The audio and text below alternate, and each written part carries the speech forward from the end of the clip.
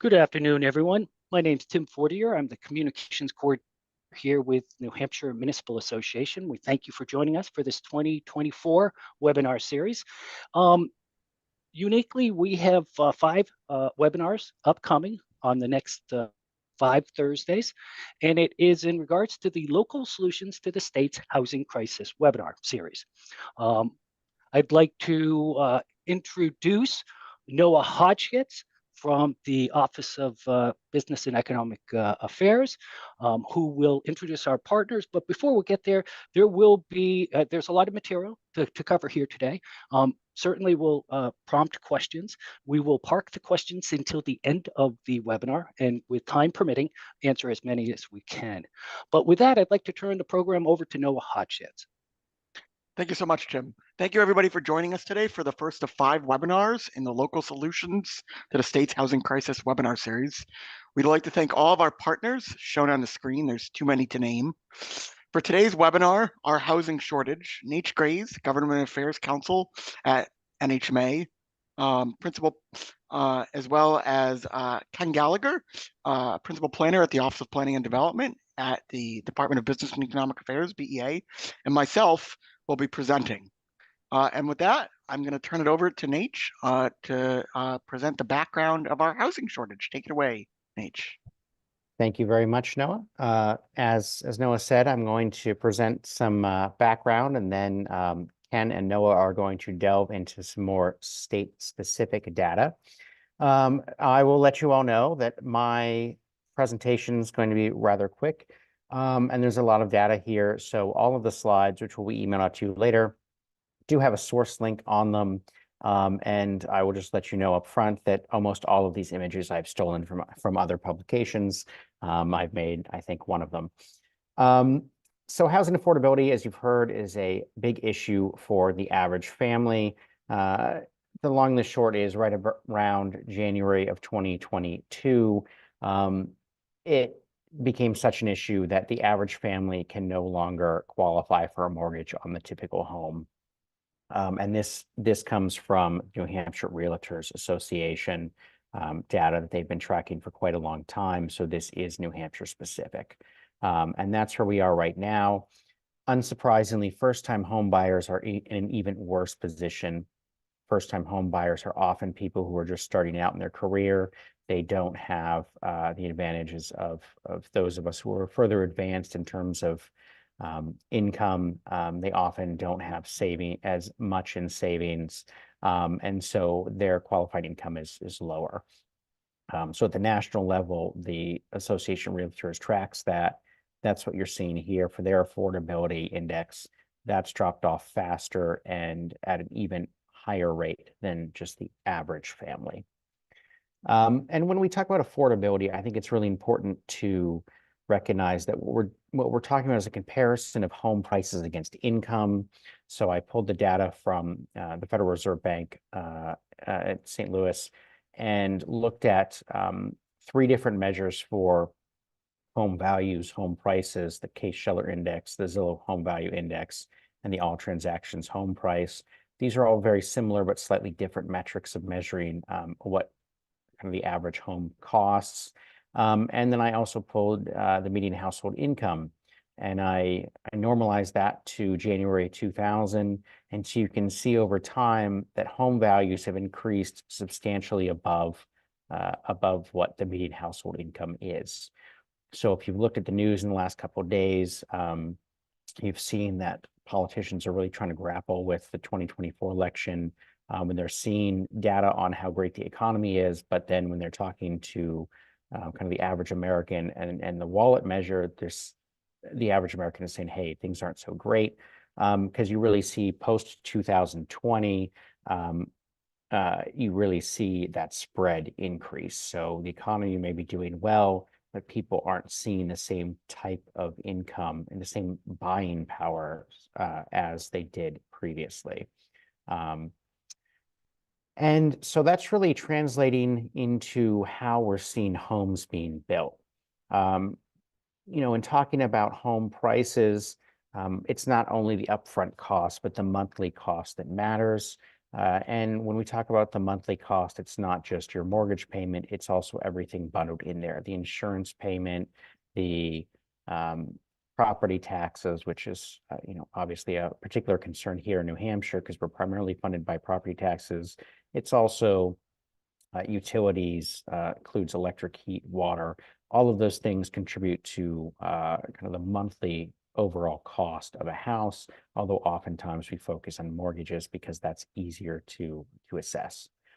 But one of the things that we saw is in the lead up to the Great Recession back in 2005, 2006, homes kept becoming larger and larger. There was a drop off. Again, there was a new spike in terms of square footage, and then that has dropped off significantly over time. And just to give you a little bit of preview, there's some pretty good correlation with interest rates. So we're going to cover that as well. But at the same time, we've obviously seen home values increase by quite a lot. We've seen that demand has outpaced supply. It's pretty basic economics. Certainly anyone who's in the market or has recently been in the market for any type of housing, whether that's single family homes, whether that's condos, whether that's a rental, has seen the impacts there. And a lot of the existing home supply shortage is driven by the mortgage rate lock-in.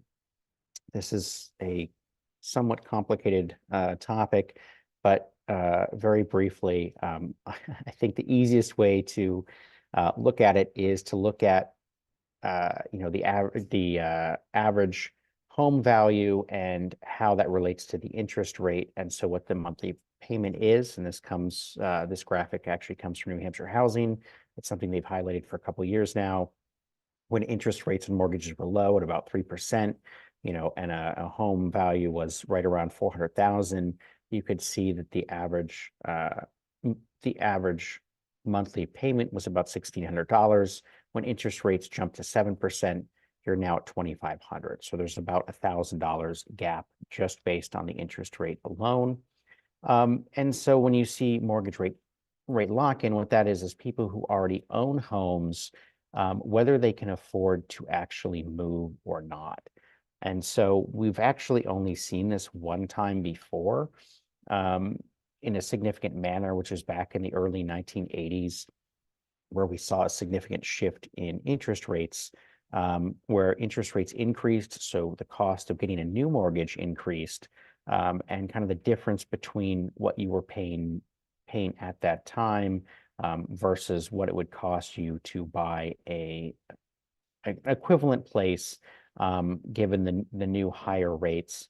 That lock-in effect was only about $1,800. Freddie Mac has done pretty significant analysis for what they have in their portfolio, and Freddie Mac has a significant number of mortgages. And what they've calculated that at this point in time, as of September 2023, the mortgage rate lock-in is about $66,000 and affects 60% of loans. So someone has to make at least $66,000 in selling their house in order to see the equivalent costs if they're to purchase the same house somewhere else, just because of the mortgage interest rate. That's pretty significant because most people who are not who don't need to move are looking at that and saying, we can't afford to move. Obviously, if you lose your job and you get a job in some other state or something, that's kind of a need to move situation. But if it's just a slightly longer commute or something like that, it's really more costly for you to try to move than it is to stay where you are now. At the same time, we're being hit with a new home supply shortage, and that's been driven by the Great Recession. So for those of you who are not aware, the Great Recession was driven by a mortgage and lending crisis. And of course, as you might expect, that affects home building.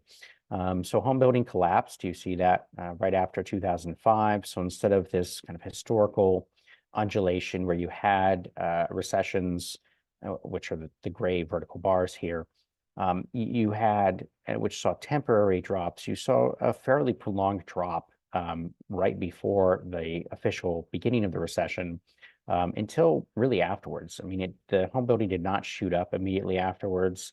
It's been lower than historical average until about 2020. So there have been a bunch of houses that historically you would have expected to be built, but were just not built.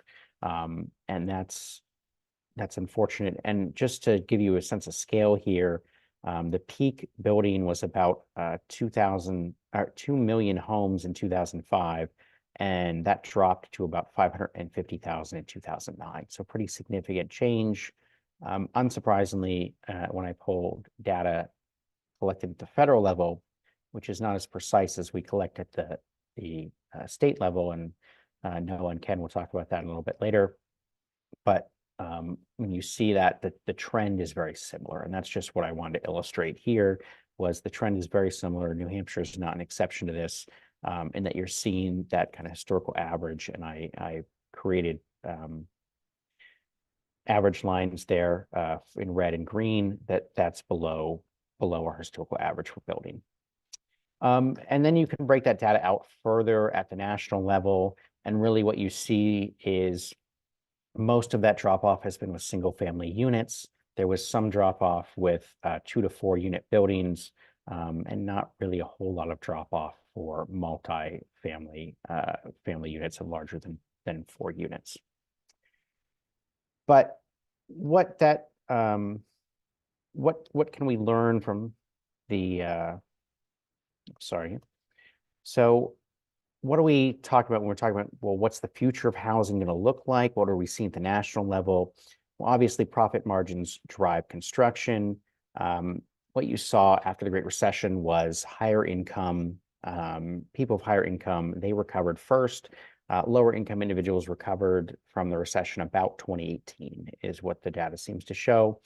At the same time, you had about 30% of construction workers in our state lose their jobs. They didn't come back to the construction industry, most of them. They moved on, they did something else. Obviously, multi-years where you didn't see that construction happening, there just weren't jobs available. They retrained, they did something else. And so what you saw, obviously, with higher incomes is higher incomes are not interested really in buying affordable housing. They're interested in buying whatever the housing is that they can afford, which is usually larger, higher value properties as compared to those with lower and moderate incomes. So what we saw is a lot of the focus on building has been on those higher income, which are higher profit margin housing. In addition to that, we've seen materials costs skyrocket since 2020.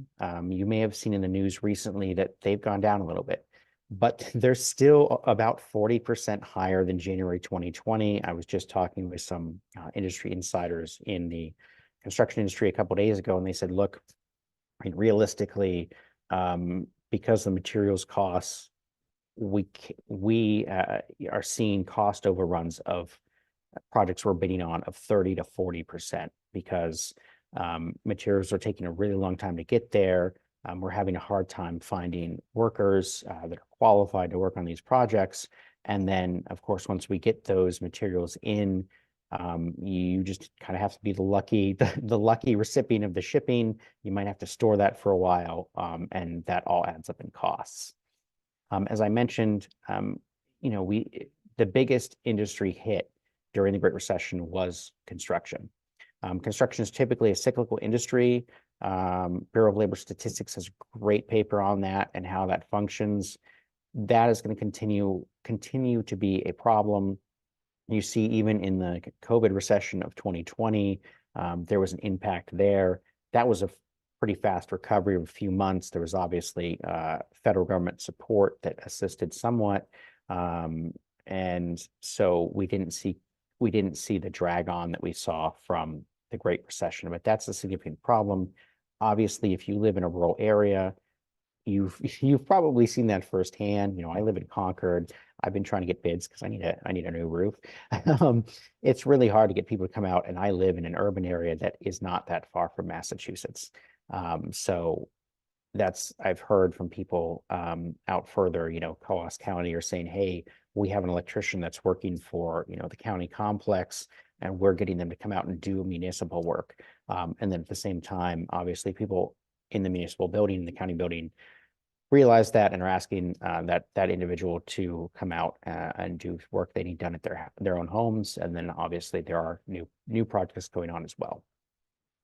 One of the interesting things that you can also find out is that construction industry productivity has dropped over time. It's really unclear why that has occurred, but that is something that is just interesting data to throw out there. So per worker, residential units started has decreased from in 1985 at about 2.5 units per year, per construction job per year, to just over 1.5. So you're seeing fewer, I guess, a lower productivity level. It's unclear why that's happening. There just doesn't seem to be a lot of data to explain that. Additionally, of course, lending has become tighter. As you might imagine, when you have a large economic shock caused in large part by a certain industry, the people who make money on lending to that industry are a little bit more interested in tightening up those regulations, a little bit less likely to do the type of lending they did, which saw them to see losses. And additionally, we've also seen interest rate increases thanks to the Fed's monetary policy, which has increased costs as well. So we're not seeing as much speculative building as we did pre-2005. Obviously, New Hampshire, our economy was slightly different with that, with the savings and loans crisis in the late 80s, early 90s. There was a lot of speculative building leading up to that. We saw the effects of that throughout the 90s, where you saw a significantly lower rate of building than you did in the 80s, which is why we have so many properties that were built, residential properties that were built in the 80s, but not in the 90s. And when that started to uptick again, pre-Great Recession, again, you have this economic shock that occurs. So obviously, I'm from the Municipal Association, so our question, something that we always get to defend is, well, what's zoning's impact on housing supply and costs? And that's a really difficult question. The best we could do is a comparative analysis with places like Houston, which famously doesn't have zoning. They do have other types of land use regulation. It does occur. It's largely described as market-based, according to Rice University. And what you see there is you see similar types of neighborhoods develop as you might see in very strict zoning areas. So you have through different legal mechanisms. So you'll have large area developed into a couple different neighborhoods, and they'll use something like restrictive covenants to keep that in the same type of building as initially proposed. But kind of overall looking at it, well, what's that just more of a pure market-driven development versus local land use regulation? What you see is when you look at the affordability gap, the difference between the median home sales price and the median rent a household can afford, you see a similar ratio for that affordability gap. Obviously, homes are a lower value down there. People are paid less down there. You see that same kind of ratio occur. And so you end up with charts like this with Houston versus New Hampshire home values, where there's a little bit of difference, but you're not really seeing a significant difference in terms of changes based on those regulations. If at this point in time, anyone on here has not realized I'm saying things that I recognize are going to upset basically everyone on here at least one of these slides, I'm sorry for that, but that's where we are with the data. As far as I'm aware, there is one study on the impact of land reforms on the number of housing units. And that was a big data study comprising, I think, about 19 years. Again, the link is down there. You can read it through. The chart that I found illuminating was here. And so they looked a few years before reform, during reform, and after reform. And one of the kind of interesting things that happened was reform seems to be driven by development and interest in development. So projects are proposed, people see the development occur, and they say, hey, wait a minute, we like this, we don't like this. This is the type of development we want, this is the type we don't want, and they change the local zoning regulations based on that. They're either more restrictive, which is the darker line, or the lighter line is the less restrictive. And you see, of course, there's a slight gap. There's about a 0.8% increase in housing for less restrictive within 3 to 9 years of reform. But there's still some increase, even if it becomes more restrictive. That kind of makes sense, right? Because developers are going to build where they think they can sell properties. And obviously their interest is selling those properties as quickly as possible. So they're not going to go build out in the middle of nowhere because no one's going to move out there. They're going to build where there's, a hot market or potential for a hot market. One thing to note is in looking at land values, those seem to increase when something is zoned for residential use. That's something I think is important to keep in mind as we think about policy for going forward. The city of Chicago is unique in that it has it has information dating back to 1913, before the enactment of zoning, about what land was used for and what its value was. So you can actually trace that over time. That's not the case with most places in the world. We just don't have data that goes back that far, but it shows what people are up to. And kind of where all this is coming together is, of course, smaller homes, often called affordable housing, sometimes called workforce housing, sometimes called starter homes. Whatever you want to call it, it's the often sometimes also called the missing middle.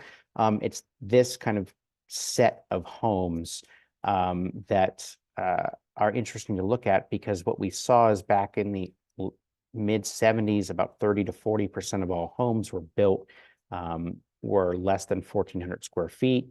And throughout that basically dropped off through the 2010s to less than 20%.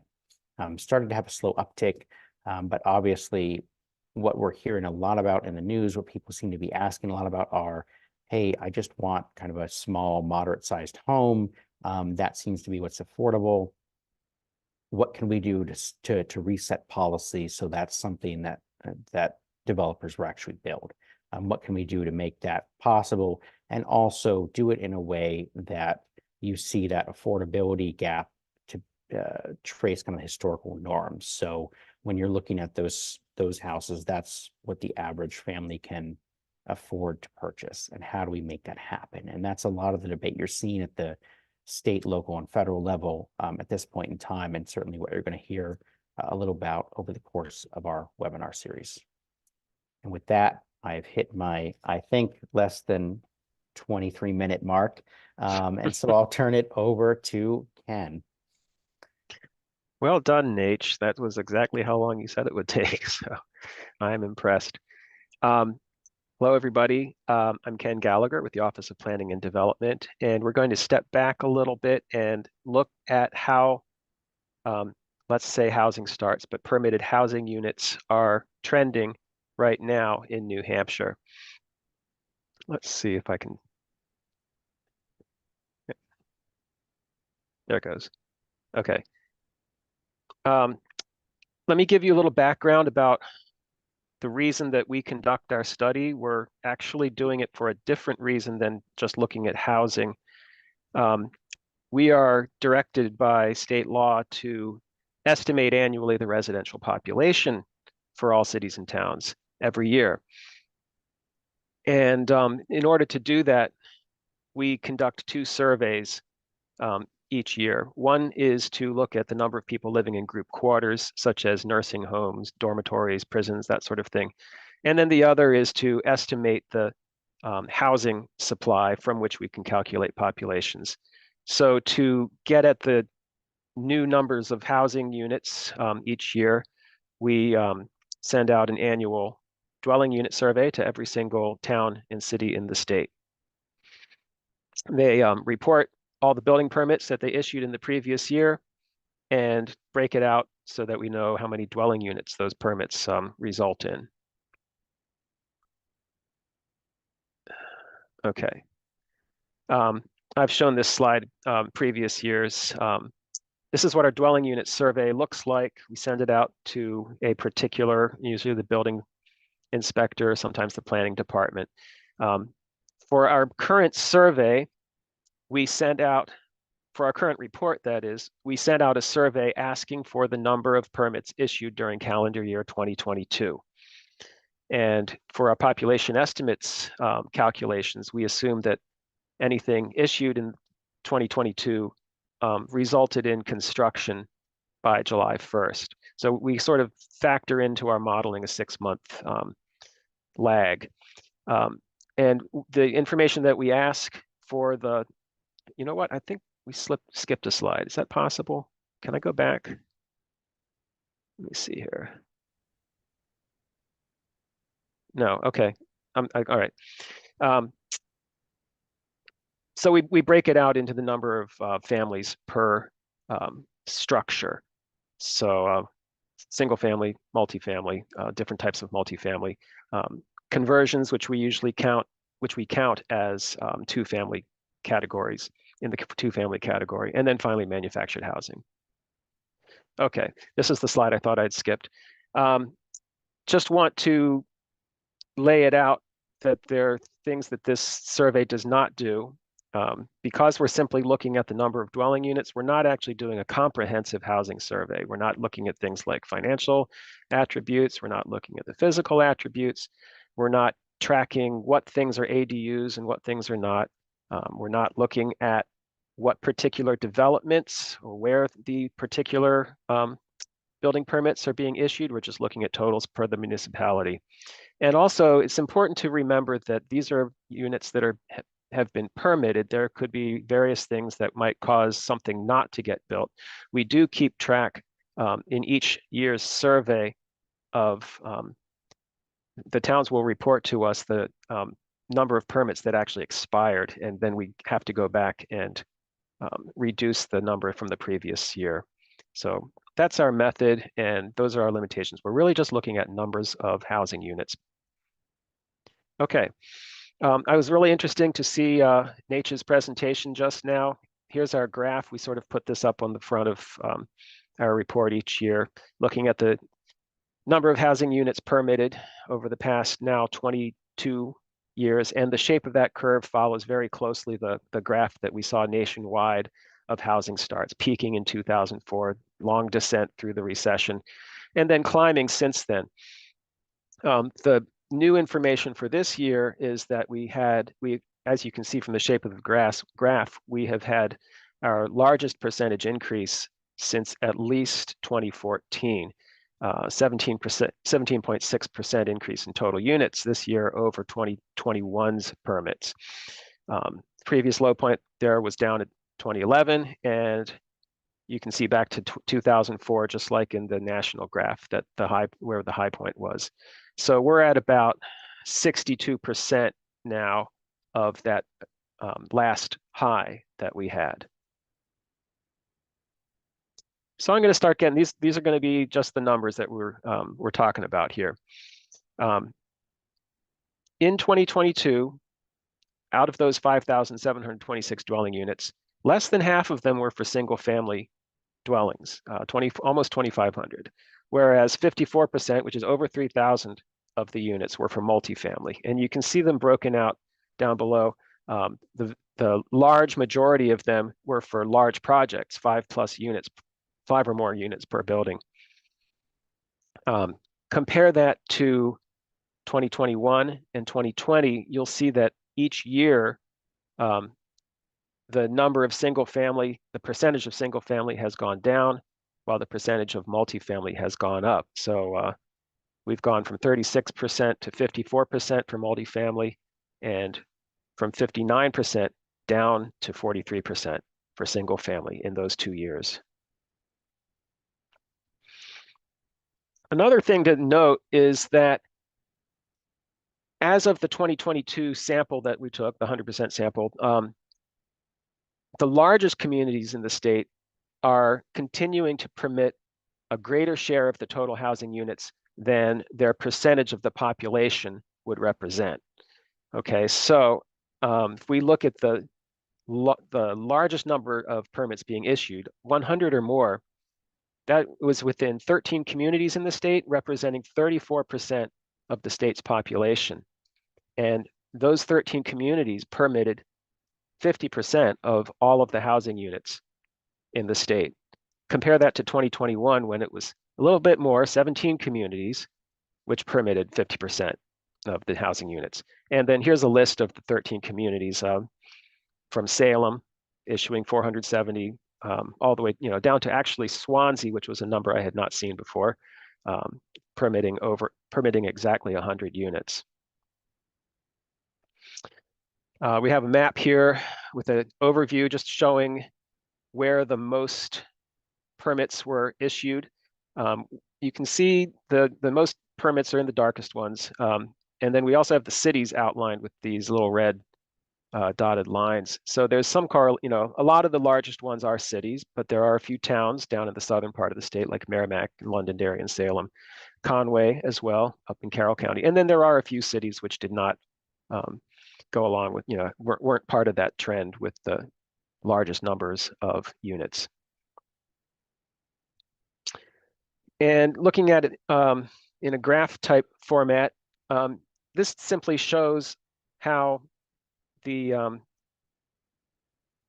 the towns get larger, you have a larger percentage of the share of the housing units being permitted. So again, on the right, 100+ unit communities, only 34% of the population, 50% of the units. That discrepancy changes when you get down to about less than 50 units, where it's about 19% of the town's state's population, issuing 17% of the permits, and then continuing to get farther down. So as the number of units gets smaller, it's a smaller percentage of the total permits versus the percentage of the population. We can look at it by county as well, seeing that because there are some differences in the distribution of the new housing. You can see that for single-family units, first of all, Rockingham and Hillsborough counties had the most units, whether it's single-family or multifamily. But for the remaining counties in the single-family category, it's actually Carroll County up in the Lakes region, which had the third most number of single-family units permitted, followed by Merrimack County. Whereas for multifamily units, after Rockingham and Hillsborough, it was actually Grafton County, which had the third most number of units, followed by Stratford County. We can see that there are 6 counties in the state which did issue more permits for multifamily than single family. There are 7 counties which issued more multifamily permits than in the previous year, so 3 which didn't. 5 counties issued more single family permits than in the previous year. So there's also 5 which issued fewer. Here's a map which sort of illustrates that a little better than I can show it in a list. Pie charts, one for each county. The size of the pie is the total number of permits being issued. And you can see with Rockingham and Hillsborough, Stratford, the blue representing multifamily is the majority, especially Rockingham. You can see it's a large majority of the units issued. Grafton's another case, Grafton County. Whereas for places like Merrimack County, Belknap, Carroll County, single family is still by far the majority of units that are being permitted. Here are the individual municipalities that stood out. In terms of single family units being permitted, Laconia actually issued the most, followed by Londonderry, Hooksett, Moulton Borough, and Manchester. In the multifamily, and this one tracks with what we saw on the list of the 13 communities, because that's where most of the development was: Salem, Portsmouth, Lebanon, et cetera, down to the town of Merrimack. And we can track the percentage increase in the total housing stock. Once again, Salem with their large number of units permitted, plus Portsmouth. But then down to Swansea, being a relatively small town, 100 units is very significant for them. It's actually put them in 5th in the state. Okay, I'm going to now pass it off to my colleague, Noah Hodgetts, to talk about how this fits in with trends such as among the regional planning commissions and so forth. So go ahead, Noah. Great. Well, thank you so much, everyone. First, I just want to put a quick reminder that folks can put questions in the Q&A at the bottom of your ribbon of your screen, and we'll have some time to go through those at the end of this presentation. So, as this table shows, between 2020 and 2022, 15,039 housing units were permitted across New Hampshire. This compares to New Hampshire Housing's 2023 statewide housing needs assessment, which forecasts a need for 32,704 housing units to be added to the state's housing stock between the beginning of 2020 and the end of 2024. And that's part of the larger 88,395 housing units needed to reach a balanced market defined as a 5% rental vacancy rate and 2% owner vacancy rate by 2040. 3 years into that 5-year period covering 2020 to 2040, statewide, that 15,039 those 15,039 units only represent 46% of the new units forecasted as needed by the beginning of 2025, as of the end of 2022. So we do have some more work to do. In addition, I want to point out that while, as Ken noted earlier, our report for calculation and methodology purposes assumes all housing units permitted in a given year are constructed as of July 1st of the following year.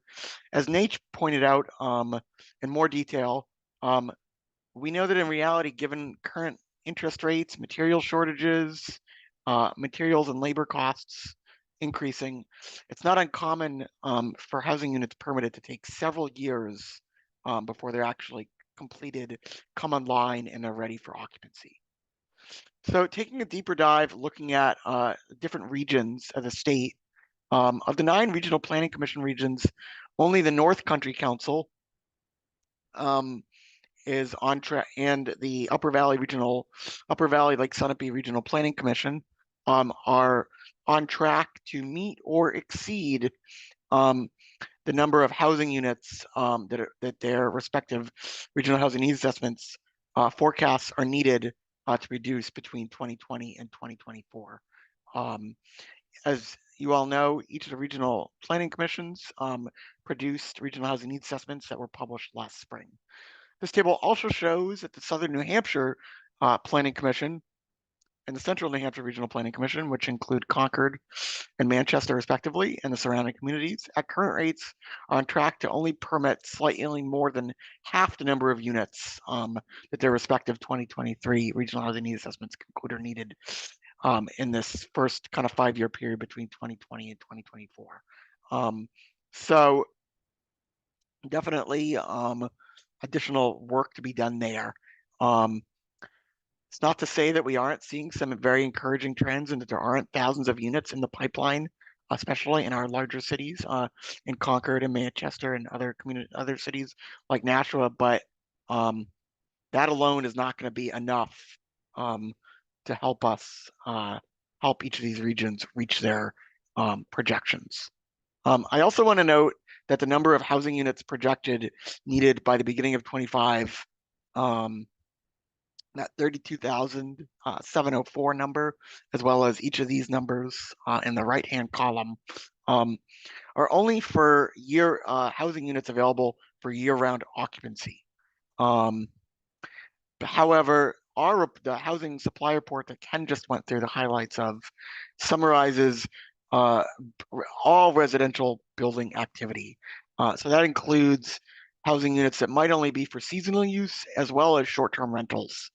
So as a result, some regions may not actually be as close to reaching their 2025 housing unit goals as this table indicates.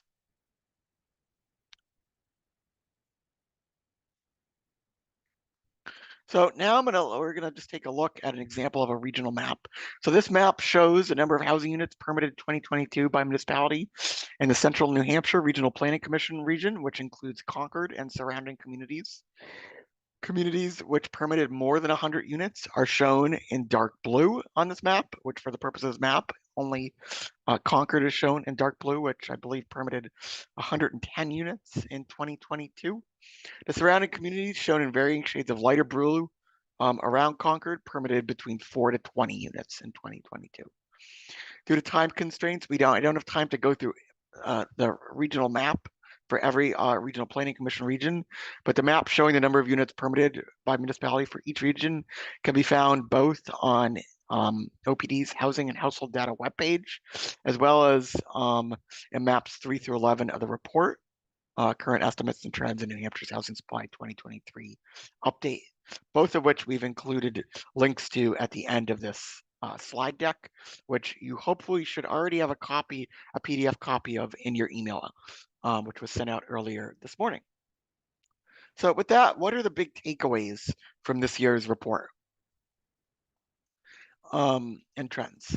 First, as Ken mentioned, the 17.6% increase in residential building permits issued from 2021 to 2022 is the highest year-over-year percentage increase since 2014.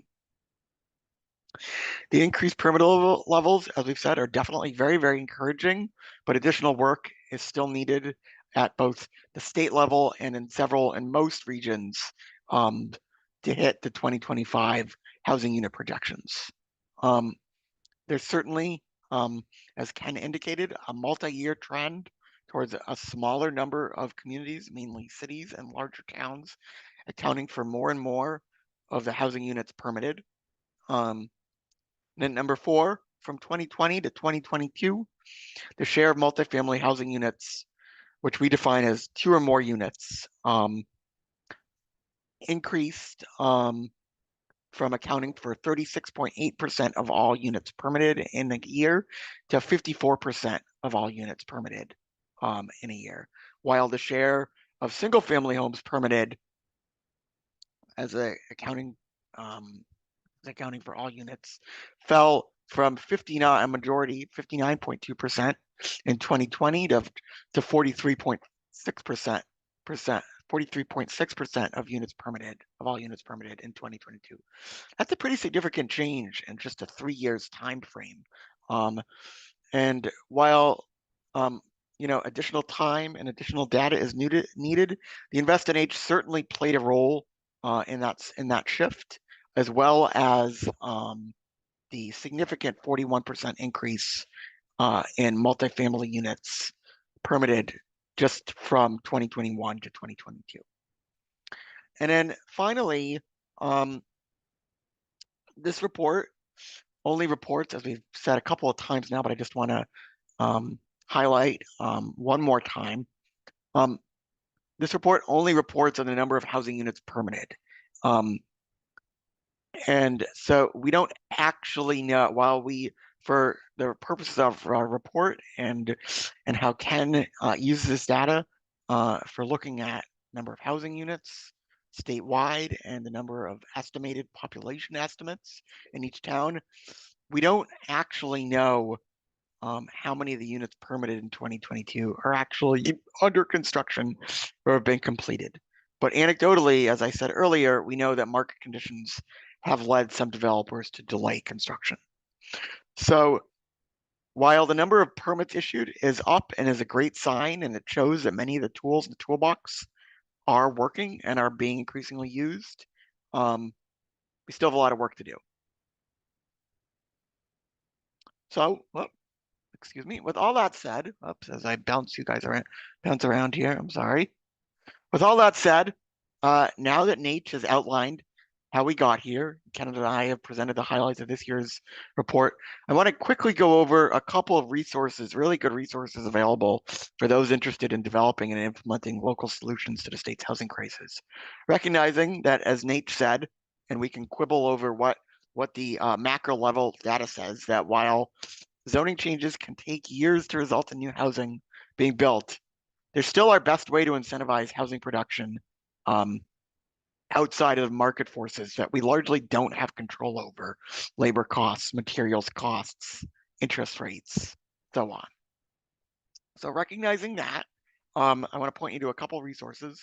And again, you should have a actual PDF copy of this handout in your or access a link to download this handout with the actual live links.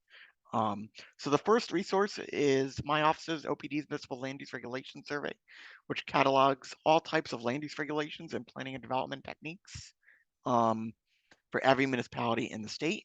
There's a number of different ways to view that data.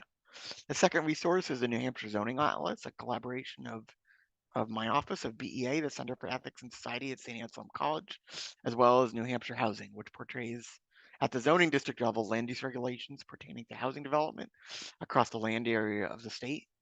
And then the third resource, which I'm going to come back to in a little bit more detail in a second, is the New Hampshire Housing Toolbox, a collaboration of OPD, as well as the New Hampshire Association of Regional Planning Commissions, which includes 20 planning and zoning strategies for housing production in New Hampshire communities. And then the last two resources are from our friends at New Hampshire Housing. How do we talk about housing? Which is a great resource on how to do community-led bottom-up engagement for increasing housing at the local level, as well as housing commissions in New Hampshire, which outlines the benefits and processes for creating municipal level housing commissions, which can be a great tool for developing and implementing local solutions to the state's housing shortage. So here's just a little bit more on the Housing Toolbox. This is what the homepage of the Housing Toolbox looks like. You can search for tools in a number of different ways by different categories, including affordable housing, housing costs, housing options, infrastructure, multi-general, redevelopment, and sustainable housing. And each tool includes information about that tool, the process for adopting the tool, case studies, references to state law, as well as other helpful resources. So, and then here is, as I mentioned, the links to both OPD's housing and household data page, where you can find a link to the report, the different maps by Regional Planning Commission region, download the source data for the report. I've also included Ken and my contact information. If you do, we'll try to get to as many of the questions. I see a number coming in the chat. But if we don't get the questions, or you have questions after the fact, feel free to follow up with Ken or myself via email or phone. And finally, before we get to questions, if you enjoyed today's webinar, please register for the remaining 4 webinars in the series, which are again scheduled for every Thursday from 12 to 1 p.m. through March 14th. You can do so by clicking on each of the links on the slide. Again, you should have a PDF version in your email that has those live links. Next Thursday's webinar, we'll have Brandon Kernan, who is the New Hampshire Department of Environmental Services Drinking Water and Groundwater Bureau Administrator, and Rob Taylor, the Land Use and Community Development Administrator from the town of Enfield, will present about the town of Enfield's efforts to provide additional opportunities for housing development while also balancing water quality issues.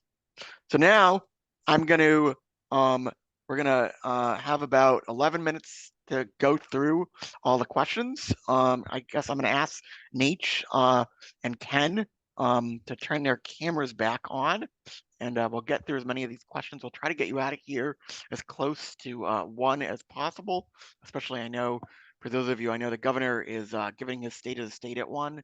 We don't want to overlap with that too much. So Noah, how about I read questions or summarize them, sure, and we go from there. Great. So first question, can we compare the profit margin for developers between single family and 2-family residences? I'd love to compare that. I don't know where to find that data.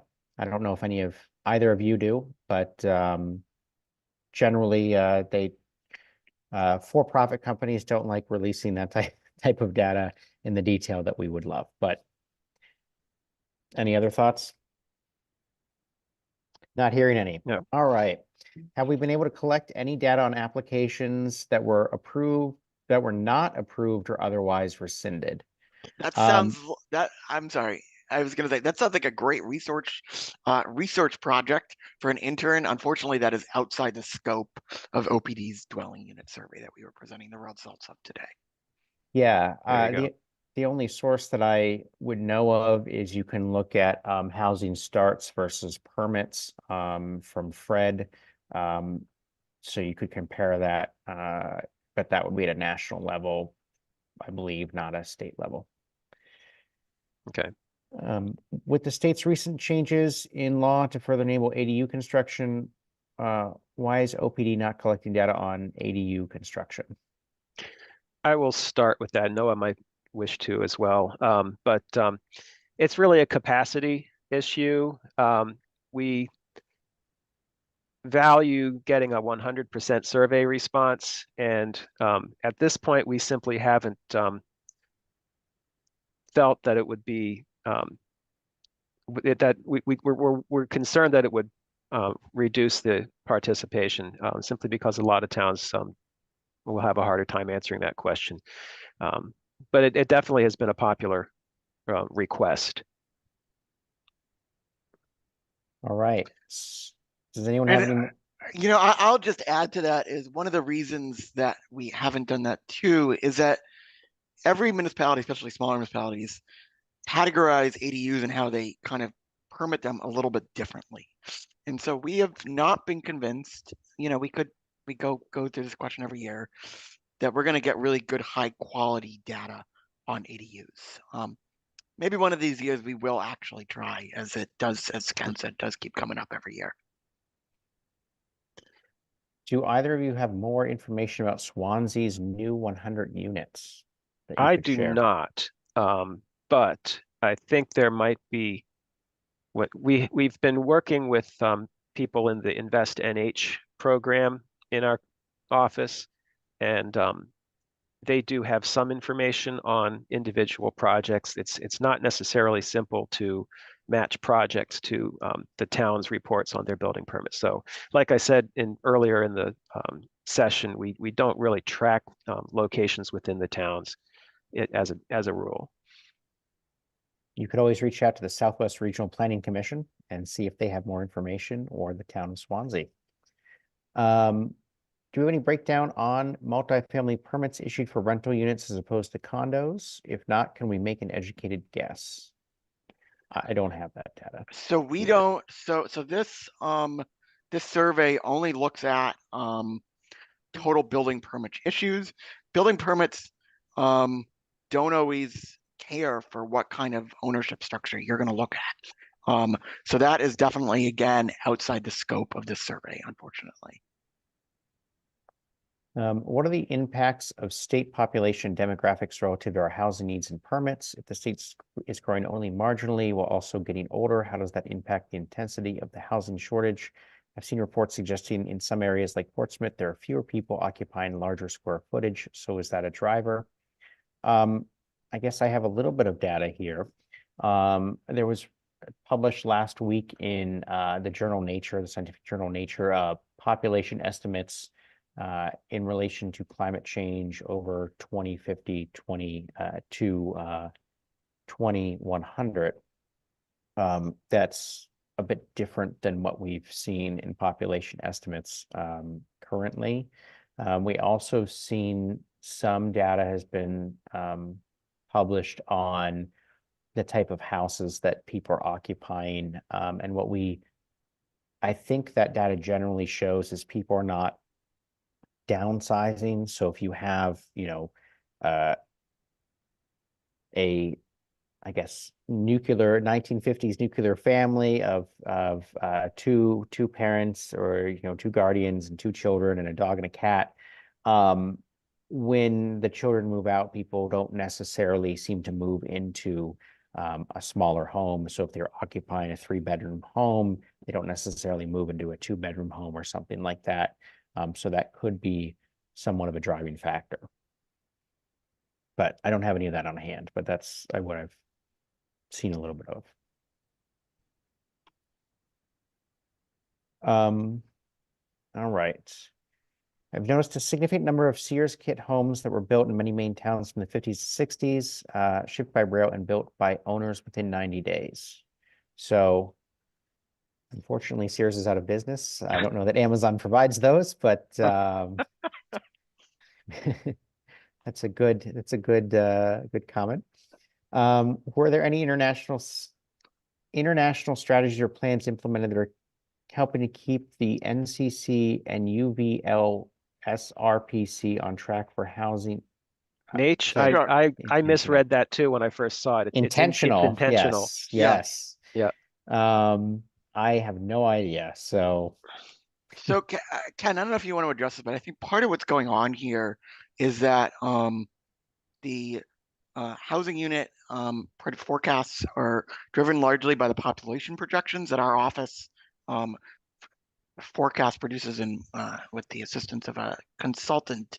And based on historical population, there's been significantly less population, at least in the north, in Coas County, in the North Country, Council region. And so their forecasts, and to some degree lesser so for the Upper Valley, like Sunapee region, covering mostly Grafton County and possibly part of Sullivan County. But their numbers that they need to reach are definitely a lot lower than the less population dense portions of southeastern part of the state, which definitely I think is part of what's going on there. Ken, do you have other things to add there?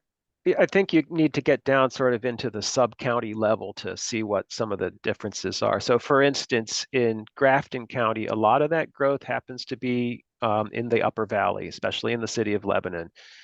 So it's sometimes it's just a couple of municipalities that are making the difference. Up in Coas County, we're seeing a steady increase of housing construction and housing permitting over the last 3 years, which is kind of interesting. And again, if you get down into the sub-county level, it's mostly communities that are closer to the White Mountains. So take that as you will. You could possibly think it might have something to do with amenities, outside natural amenities, but I can't really do more than speculate. I'm just going to skip down a couple questions and just remind anyone asking questions that we don't represent any specific towns, so we cannot answer questions as to their thinking or their planning board's thinking about approvals or not approvals. Do we have any insight into how much COVID influenced 2020 to 2022 permitting? I basically haven't really seen any influence. In fact, in that time, we've seen an increase in the number of permits, and hasn't been any sort of sudden crash and a sudden rebound. Of course, it's also over in addition, for the numbers are just over an entire year. But no, I haven't really seen any. Yeah, and I think it probably when we saw a number of people leave more urban areas to more rural areas, they weren't necessarily looking to build new houses all the time. Some of them were, I'm sure, but I think we also have a couple of number of really interesting comments in here, which we're going to try to maybe skip over for the purposes of time.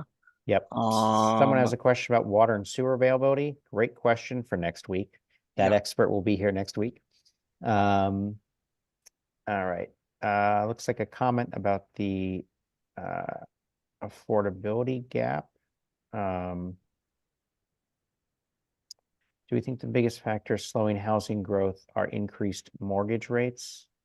There are a lot of factors that go into housing growth. Obviously, as I mentioned up front, we definitely see a correlation between housing size and interest rates. So as interest rates decreased over the 80s, 90s, and 2000s, you saw larger houses being built generally. Presumably, if there were not significant changes in relative material costs to income, so if there wasn't significant changes to buying power, presumably people are interested in buying more house for this for the same amount. We're doing so, but in terms of slowing housing growth, I don't know. We've definitely seen an increase in interest rates and an increase in houses over the last few years.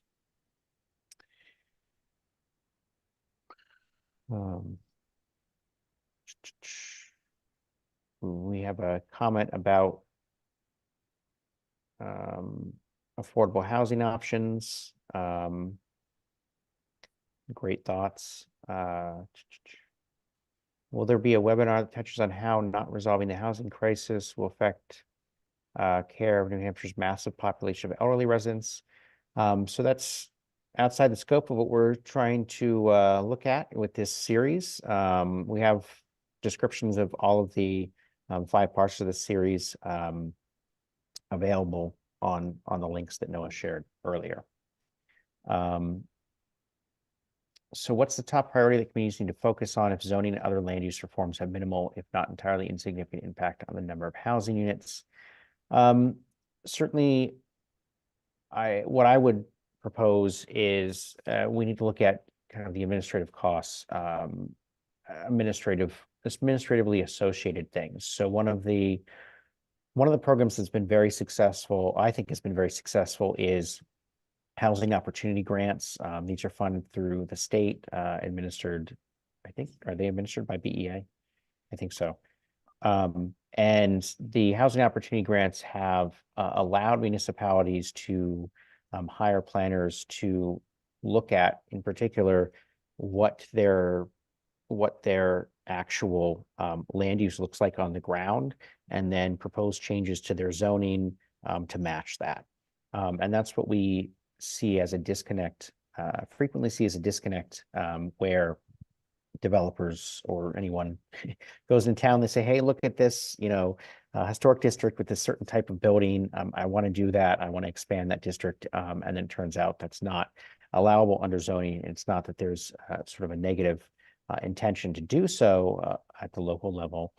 But there's just a mismatch, because typically what we saw with initial adoption of zoning back in the late 60s, 1968, and then again in the late 80s, which I think is in response to the building boom that happened, is there wasn't necessarily a matchup between, hey, what actually exists and where do we want the direction of the town to go. So I think investing in that, looking at that and seeing how you can make those tweaks at a local level makes a lot of sense. The state has certainly provided resources on that, but it is a long-term project, because it typically takes 3 to 5 years after that process starts that you actually see the results happen. But when we do, we don't typically hear complaints from anyone looking to build in those communities about that. And that has the advantage of eliminating a lot of stuff that you often see where, for example, someone goes to build some sort of project that the variance is always granted. Why are you going to get a variance when that should just be allowed under the existing zoning? So a lot of factors in there, but that's, I think, that the relatively short answer. Question about the projected number of housing units and how that's calculated.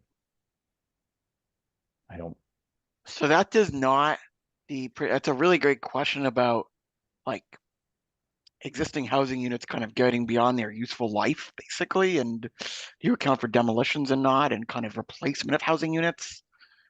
This is really a question for New Hampshire Housing on their housing unit forecast. I do not believe it takes into account basically existing housing units reaching the end of their useful life. Yeah, so then we have a question about land and how that affects housing affordability, and build into that public water and sewer systems. I think that one of the things that planners in particular are starting to look at is land value capture. We have a number of tools in the statutes to use to enhance that. Look, realistically, if you have public water and sewer that has capacity, and you can build units, usually smaller units, closer together, because you don't have to worry about the land area you need for wells and septic, you can generally get cost savings there. It's much less costly to run a pipe from the street to your dwelling unit than it is to actually, dig a septic system. Septic system, I think, is currently priced around $30,000. And the pipe to the street's probably around 2 to 5. So obviously one of the factors, though, that you should know is that the last time there was a large national investment in public water and sewer for expansion was the 1970s. It hasn't happened since then. So what we have a lot of currently is maintenance costs. We don't have a lot of expansion except in some contaminated areas. Again, probably a good follow-up question for next week.